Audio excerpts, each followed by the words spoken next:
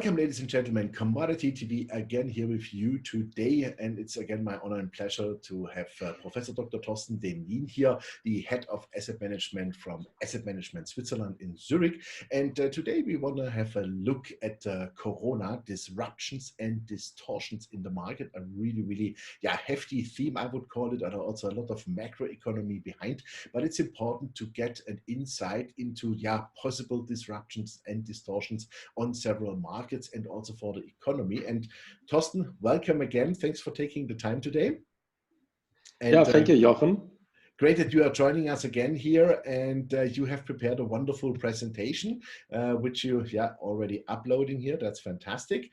And we want to see we want to hear your thoughts and view your thoughts on the Corona side here of the economy, because as you said already in our pre-talk, nothing will be the same as it was. So Corona, Torsten, the floor is yours.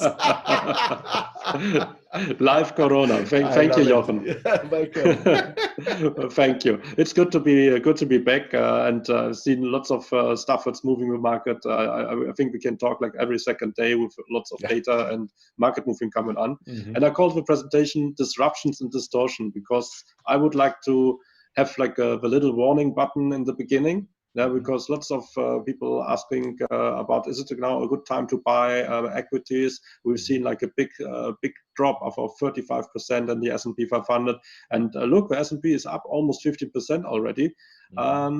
So I would like to have here a little warning in terms of a risk of a bull trap that we might see here, and therefore I would like to compare the situation we have now with the coronavirus and the lockdown of the economy and the shutdown effects with global financial crisis. And I think we all agree that for global financial crisis was a bad thing, but it was centered on the financial industry and the capitalist system. But now with Corona, we are talking about the whole economy.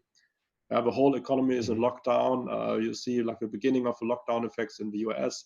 We've seen it like severe in like countries like Italy and Spain, but also like in Germany.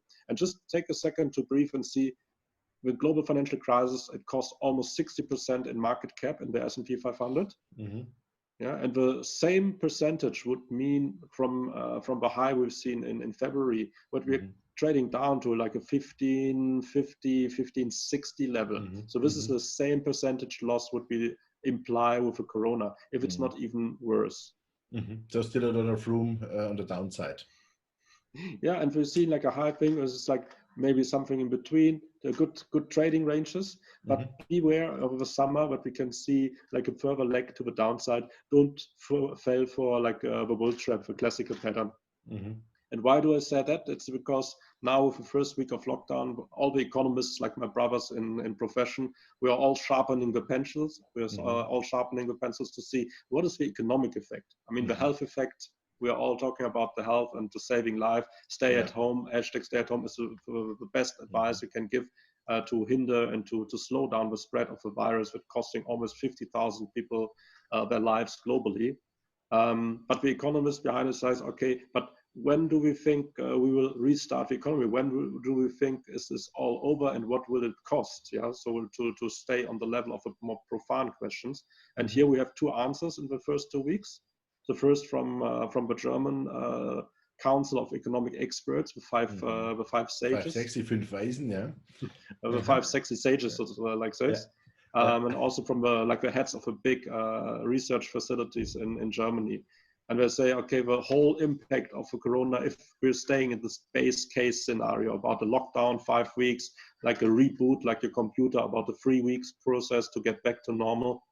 I think we talked about it. It's very optimistic in terms of the timing, right? So to have a lockdown until the Easter break. And this would mean like a -3%, -5.5% impact on the German economy. So that's probably something what really is like a warning for all the politicians which are now discussing all that stuff to lock down longer. And I think it's very dangerous. I heard already to lock down into May and stuff like that, and even that the schools shall be closed until the summer vacations. I think this is completely crazy to do so, honestly, because the effects afterwards on the economy are much more worse worse than they ever would have been from the virus. I think I also saw discussions from the Zurich side about lockdown until end of August, for end of the summer break. Yeah, like every week, We will of not course, survive we're that. talking economically wise, not physically, probably physically, yes. Yeah. Okay, I think as your wine and my wine cellars will be completely empty to that, and we are like alive and healthy.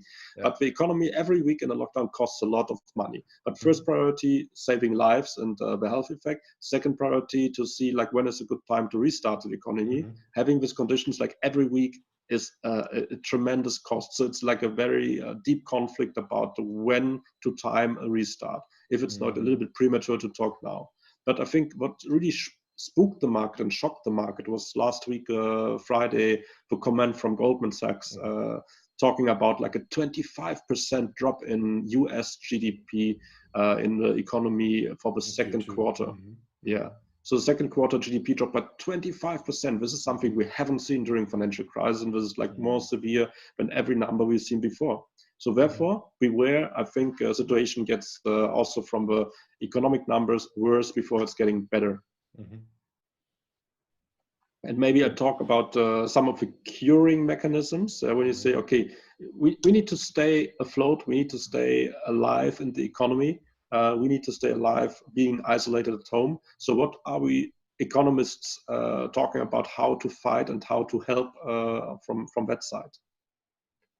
Yeah, but and this really will not work because there are no goods to purchase, right? This is a big drama in a moment because everything, of course, is closed. You can't kickstart the economy from that position. I mean, we are discussing beside the regular QE. This is like people got used to outstanding QE measurements. We're talking on the European point of view, the mechanisms from the European Stability Mechanism, the ESM, to help companies, to help the countries. We're talking about more economic stimuli or parachutes, like a government is buying equity in big corporate to help them stay alive. Yeah, to serve like the small and medium-sized companies with cheap credit or like very fast credit, or even the Corona bonds. This is like a long-term dream of European Union to have something to help countries like Italy and Spain with German financial power. Yeah, to have like common bonds and common debt. And the new effect of helicopter money that we've seen in Hong Kong. But you're definitely right on that. I mean, shops have been open. Otherwise, you're buying lots of toilet paper, but nothing else, right? And then inflation shoots up. Yeah, that's right. Yeah, coming from effects and curing to the distortions, what we see in the market, and we are talking often long term since about this topic about commodity and equity price relations. And with this coronavirus, combining with the oil price war we've seen like commodities even on the equity correction making another leg down, being on like an all-time low. Yeah, you see this from the 70s, 50 year. But I would like to emphasize it's not alone a commodity story. Yeah, commodities, it's really sad when you see like $20 on a crude and like $2 on a pound of copper. But when you compare equities in combination with bonds, like as a set of financial assets, and compared with prices of non-financials like real estate, not listed real estate, like real estate, autos, cars, commodities, everything what you can have in your hand, like real goods. And this is something I borrowed from friends from Bank of America, Merrill Lynch. You see, like here since 100 years, with the ratio of financial assets to real assets is on an ultra low level. So it's not the commodity stories only, but it's like financial assets are in a bubble, and that's what we see as a consequence, both on the commodity side and on the equity side. Yeah, this looks really disgusting. Yeah. Indeed, I would sign definitely, Jochen. I would sign for that anytime. This is what you see as a measurement of the commodity markets. The S&P Goldman Sachs Commodity Index. Fair to say it's skewed to the energy side with 2/3 of its weight. So therefore, the last leg down to 1490 level, it's almost a 90% drop from its top valuation that you've seen before the financial crisis. So this is like the prices of oil, the price of gas, copper, alloy, and the grains, for example. When you compare this to the stocks in Canada, you have the TSX, the Toronto Stock Exchange venture segment. So the small stocks, 1,600 stocks, 50% of which is from the materials side, so metals and mining business. Yeah, it's the same period, about 90% drop down. It's like an all-time low. This is like a consequence from all this rules going on. And this is only one aspect for commodity side. So when you see like who's promoting the commodity side, we're always talking about Jim Rogers on that, commodities, real assets versus the financial aspects. But it's the same when you see like the value versus growth aspect, the value investing credo of a Warren Buffett, or the same like a small cap versus big caps. What was performing? The big stocks were performing the last 20 years. What is performing? The tech stocks, the FANGs, not the value, not the dividend stocks. So there's low beta, there's a cheap valuation, but non-performance is outperformed by S&P 500, the big companies from developed market.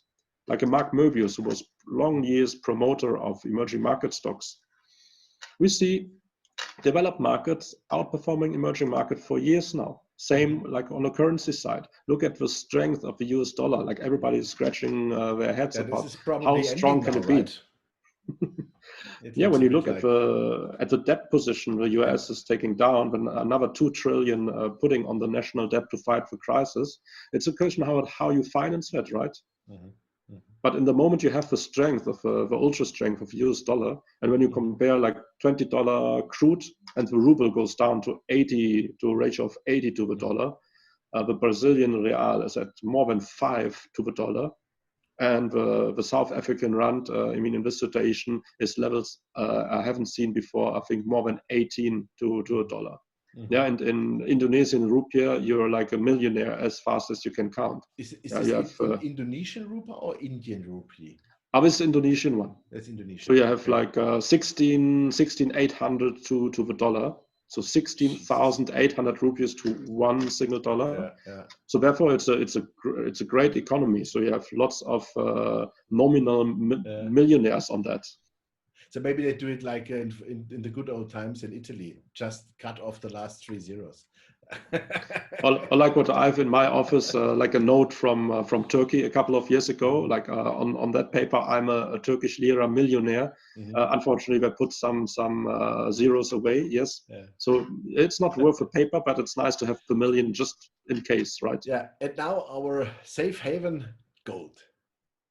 There's lots of disruptions in the market, lots of legs down. Here you see a leg up, because this is the mirror image of financial markets, the mirror image of equity markets, and from not to compare to the broad commodity story. Therefore, I said distortions. Now, I think we don't think it is distortion this way, because this is the safe haven par excellence, what you see here. The bull trend starting in the 2000s, in the millennium. Yeah, and we don't see an end to the bull run in the short term, where you're combining debt positions, where you're piling up government debt and corporate debt and all the instruments that are supposed to help during this corona crisis.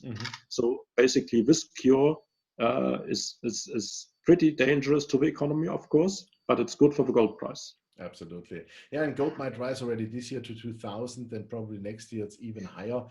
Because if I look around here in Switzerland and talk to my friends who are on the physical side, there is no gold available. And probably a lot of people want to buy again physical because they do not have, for example. And so from that side, I think the demand will go through the roof then. Yeah, there's a saying, paper is cheap. Yeah, paper gold you can buy. Physical gold gets tight in terms of lots of the traders obviously are closed down in the lockdown. So from that, it's very hard to get your hands on physical supply. This might get better, but also physical demand is high, because people want to have like the coins and the bars in their hand, right? Because they want to take it home, they want to take it out of the system and not to see it as an additional position in their portfolios. But in case, we're talking about gold and gold ownership, you also should consider the gold mines, because gold might be becoming a government issue. Yeah, and the mines are like your safe place on that. Absolutely, and a lot of mines Has have been there closed by before. now. Yeah, a lot of mines have closed by now, but they will restart in the next 4 to 5 weeks also. And also the refineries in the Ticino here in Switzerland, they have to restart hopefully in May then. And yeah, then there will be some gold available, but I have a good feeling that there will be super high demand on that gold. Great. I think this is a story for the next 5 to 6 years at least, what you see here. Yeah, that's right. Super. Torsten, thank you very much. It was, as always, very informative, and we always learn a lot from your fantastic charts you are creating and you are putting together. And yeah, well, the most important thing is stay healthy, you and your family, and all the best to Zug and Zurich, where you are based. And I have a good feeling that we talk next week again. Same to you, Jochen. Would be a pleasure to come back next week. So we are wiser and with no numbers and probably 1 or 2 bottles of red wine short, huh? I would say closer 4 to 5, but that's fine. Super. All right. Take care. Thank you very much, Torsten.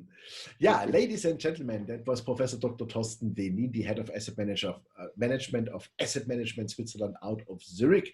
And yeah, you heard it. The distortions and disruptions are really immense already, and probably this was not yet the end of it. Probably there will be a second wave when a lot of participants in our economy realize that things have changed dramatically, and that things will be no longer as it was in the past. And so from that time, be prepared on that. Make sure that you have quality stocks. Make sure that you have a good wine cellar, that's important, and also that you have your gold and silver well stored. And I would say stay healthy, that's the most important thing by now. And to our politicians, make sure that we can restart the economy in May. Otherwise, we have every other problem except Corona. Thanks for watching us. Bye-bye from Switzerland.